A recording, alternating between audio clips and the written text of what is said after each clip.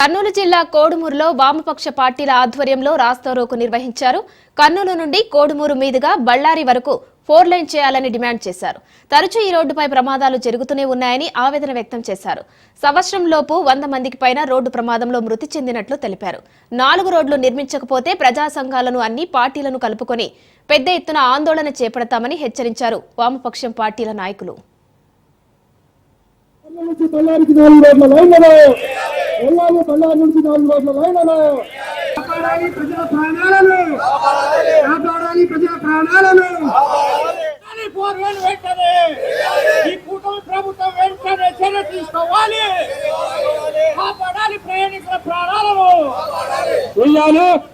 కర్నూలు కోడుమూరు వారికి వామపక్ష పార్టీల ఐక్యత.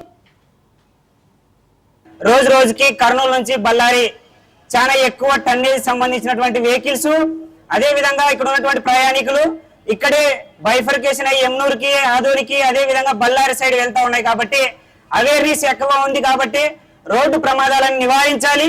రోజుకొక ప్రాణం పోతున్నా కూడా కూటమి ప్రభుత్వానికి చాలా సిగ్గుచేటైనటువంటి విషయము. ప్రయాణికులకి ఇబ్బంది కలిగించుకోకుండా 4 లైన్ వేస్తే అందరూ కూడా ప్రశాంతంగా వాళ్ళ ఇంటికి వాళ్ళు చేరుకోవడానికి అవకాశం ఉంటుంది.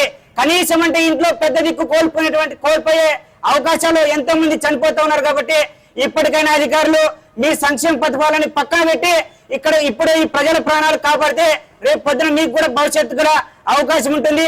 లేకపోతే వామపక్ష పార్టీల ఆధ్వర్యంలో ప్రజలందరికీ కలుపుకొని పార్టీలకు అతీతంగా రాస్తారోకోలు పెద్ద ఎత్తున మీ కలెక్టర్ ఆఫీసులను కూడా ముట్టడిస్తామని చెప్పేసి తెలియజేస్తున్నాం.